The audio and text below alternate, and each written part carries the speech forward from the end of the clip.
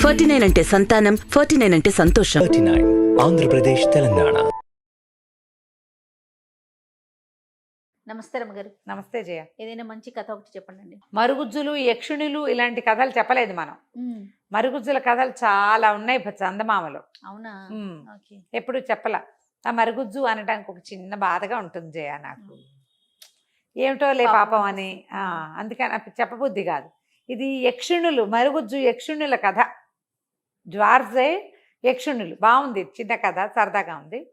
పూర్వం జక్కుల మిట్ట అని ఒక ఊరు ఉండేదట, ఒక కొండ, ఒక మిట్ట.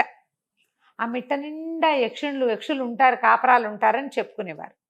ఆ జక్కుల మిట్ట దూరంగా ఉండి దానికి డౌన్లో బోల్డ్ అని ఊళ్ళు ఉండేవి. ఈ ఊళ్ళల్లో ఒక చక్కటి కుటుంబం ఉన్న భూస్వామి ఒక ఆయన ఉండేవాడు, బాగా డబ్బున్నవాడు. ఆయన పెళ్ళ మహాబుద్ధిమంతురాలు, మహాపనిమంతురాలు. ఆవిడ ఎంతమంది పని వాళ్ళు ఉన్నా తన పనులు తనే చేసుకునేది, ఎప్పుడూ పనిచేస్తూనే ఉండేది.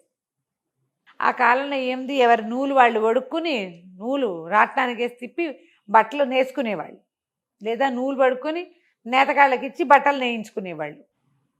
అయితే ఈవిడ ఏం చేసేదట, రాత్రిపూట పని చేసుకునేది. ఇంటికి బాధ పడుకున్నాక పొద్దున పిల్లల హడావిడ ఏముండదు కదా, ఆవిడ రాట్నం తిప్పి నూలంతా పడికి కర్రలకి పొలకు చుట్టు పెట్టుకుని, తర్వాత వాటికి రంగులు వేసుకుని, చవుడు బాణ అంటారు, ఒక బాణ పెట్టి దాంట్లో రంగు చవుడు అవి వేసి కొన్ని రంగులు కలిపి బట్టలకు రంగులు వేసుకుని నూలుకి అవితో నేయించుకునేది. అయితే ఒకనాటి రాత్రట ఆవిడ పని చేసుకుంటుంది. ఇంటికి పాది పడుకున్నారు, భూస్వామి నిద్రపడి, పిల్లలంతా ఎవరి గదుల్లో వాళ్ళు ఉన్నారు. ఈవిడ మెల్లిగా ఆయన నూలు పడుకుంటూ, దేవుడా ఎవరైనా సహాయం వస్తే బాగుండు నాకు అనుకుంది. ఇంతలో ఎవరో తలుపు కొట్టేసరికి రాత్రి వేళ ఎవరు తలుపు కొడుతున్నారని, రాత్రి 11 గంటల వేళ. ఆవిడ 1 గంట దాకా పని చేసుకునే అలవాటు. తీస్తే ఒక పొట్టి మరుగుజ్జు స్త్రీ, ఒక ఆవిడ గబగబా వచ్చేసింది లోపలికి. వచ్చేసి చకచక ఈవిడ ఎక్కడ కూర్చొని నూలు పడుకుంటుందో అక్కడ కూర్చుంది. తిప్పడం మొదలుపెట్టింది స్పీడ్గా. ఈవిడ నిర్ఘాంతపోయి చూస్తోంది. ఈ తలుపు తీయబడింది కదా, ఇంకొక ఆవిడ వచ్చింది గునగున. అక్కడి నుంచి ఈ తీసిన దారాన్ని ఓ పుల్లకు చుట్టేయటం మొదలుపెట్టింది. ఇంకొక ఆవిడ వచ్చింది మళ్ళీ స్పీడ్గా, చవుడు బాణ తీసి పొయ్యి మీద పెట్టింది. పొయ్యి ఒకటి రాజేసింది, ఒకటి పొయ్యిలోకి ఊత్తోంది, ఇంకోటి రంగులు సవరిస్తోంది. ఒక 7-8 మంది వచ్చేసారు లోపలికి. ఈవిడ అటు ఇటు చూస్తుంది. పొట్టి వాళ్ళు, అందంగా అలంకరించుకుని చిన్న స్త్రీలు. ఏం చేయాలో తెలియదు, వాళ్ళంతా పనులు చేసుకుంటున్నారు. రణగొండ ధ్వని ఇల్లంతా.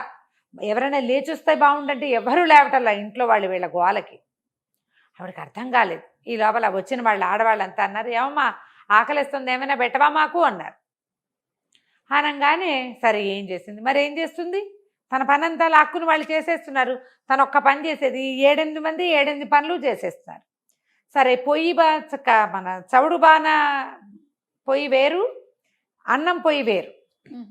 ఇవి పొయ్యి దగ్గర కూర్చుని పొయ్యి రాజేసి, కుంపటి రాజేసి, పొయ్యి మీద ఏదో పెట్టింది, కుంపటి మీద ఏదో పెట్టింది, ఏదో కాస్త చేయబోతుంటే వండినట్టే తినేస్తున్నారు. ఎన్ని వండినా చాలటం లేదు. ఏదో నూనె పెట్టి చుయ్యమని వేసింది, అందులో కాస్త బజ్జీల పిండి లాంటిది, అవి తినేస్తున్నారు. టకటకమని ఒకళ్ళు తీసుకెళ్ళిపోతున్నారు, తినేస్తున్నారు. ఆవిడకి అప్పుడు తట్టింది, వీళ్ళు మనుషులు కాదు, ఈ జక్కుల మిట్ట మీద యక్షుణులు కాపురాలు ఉంటారని, సహాయం కోసం పిలిస్తే వస్తారని విని ఉండేది. ఏనాడు ఆవిడ అడగలేదు, దేవుడా నాకు సహాయాన్ని పంపించు అని అడగడం పొరపాటైపోయింది. అది వాళ్ళు తిరిగే వేళ వినేశారు. వాళ్ళు విని వచ్చి దిగేశారు, ఇంక వెళ్ళరు.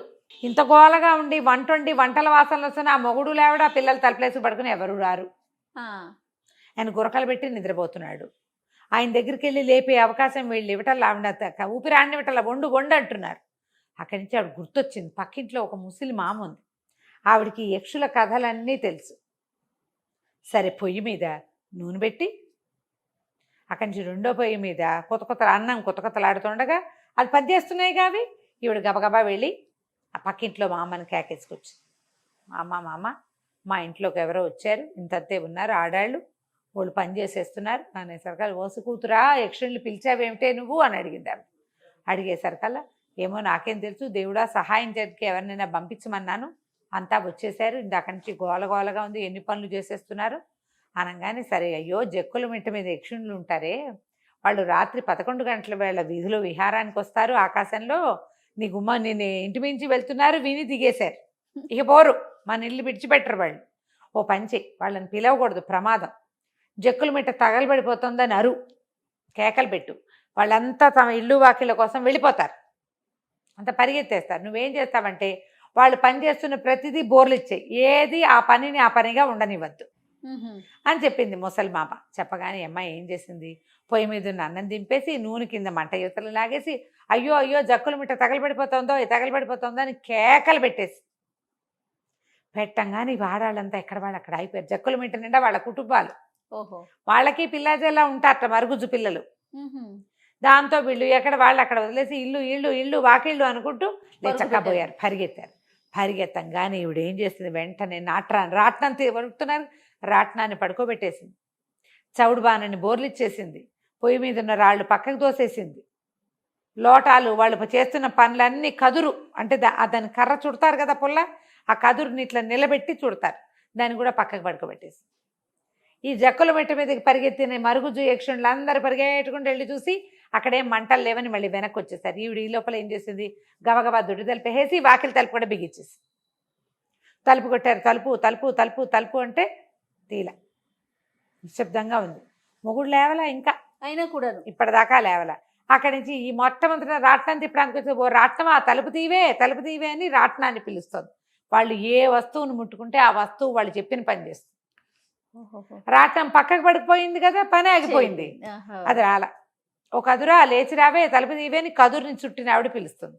ఓ చవుడు బాణ రావే అని పిలుస్తున్నారు. అక్కడి నుంచి ఓ పొయ్యిలో రాజేసిన పుల్ల రావే అంటే ఈవిడ చూస్తూనేది, పొయ్యిలో పొయ్యి రాజేసింది కదా చవుడు బాణ కింద, మంట వదిలిపెట్టింది ఈవిడ.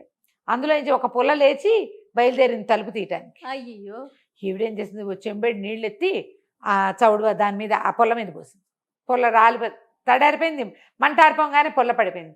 బయట వీళ్ళంతా కోలాహలంగా అరుస్తూ పిలుస్తూనే ఉన్నారు. ఆ అరుపులకి లేచాడు భర్త. ఈవిడేం చేసింది, కాస్త ఆము అంటున్నాడు, ఆ చవుడు బాను తీసుకెళ్ళి మొగుడు ఎత్తి మీద బోర్లు ఇచ్చింది. నీళ్లు పడేసరికి కేకలు పెట్టుతూ లేచాడు. ఏమిటే నీళ్ళు పోసావు, ఎవరే బయట అన్నాడు. అనేసరికి లేచి రావయ్యాను. ఎప్పుడైతే ఈయన తలుపు తీశాడో మొత్తం యక్షుణులంతా మాయమైపోయారు. ఇల్లంతా అల్లకల్లాయంగా ఉంది. ఏమిటి ఎటా ఉంది, భయంకరంగా ఉంది. అన్ని బోర్లు ఇచ్చి పక్కకు పెట్టి ఇల్లంతా సామాన్లు, పొయ్యిలు భగభగా మండుకుంటూ గందరగోళం. ఆవిడ వెలిగించిన పొయ్యి ఉంది, వీళ్ళు వెలిగించిన పొయ్యి పోయింది. బాగా హాల్లో నీళ్లు. ఏం జరిగింది అంటే ఇదిగో ఇట్ట జరిగిందని చెప్పింది. అంతే మొగుడు పెళ్ళం కలిసి సామాన్లన్నీ సర్దుకుని ఇంకా రారు వాళ్ళు. వెళ్ళిపోయారు మొత్తం. వాళ్ళంతా లేచకపోయారు. ఇంకా అప్పుడు ఆవిడ రాత్రిపూట పని చేయటం మానేసింది. రాత్రిళ్ళు పనులు చేయకూడదు, ఇట్లా దారిపోయే వాళ్ళు వచ్చేస్తారని చెప్పేవాళ్ళు. జక్కుల మిట్ట చుట్టుపక్కలంతా చెప్పుకునేవాళ్ళట. ఆకాశంలో దేవతలు వాళ్ళు వీళ్ళు తిరుగుతూ ఉంటారు, రాక్షసులు తిరుగుతారు, తథాస్తు దేవతలు తిరుగుతూ ఉంటారు. అప్పుడు రాత్రిపూట ఎవడు లేడు, అంతా ఇట్లా చచ్చారు, ఇటేదో మాట్లాడుకున్నాను తథాస్తు అంటారు వాళ్ళు. అందుకనే రాత్రిళ్ళు పని చేయకూడదు, ఇంటిల్లి పాది ఓసారే పడుకోవాలి, ఆడవాళ్ళు చకచకా సవరించుకుని పడుకోవాలని, అర్ధరాత్రి పనులు చేయకూడదని చెప్పేవాళ్ళు. కథ కంచికి మనం ఇంటికి. చాలా బాగుంది, ఫన్నీగా ఉంది. నమస్తే. నమస్తే.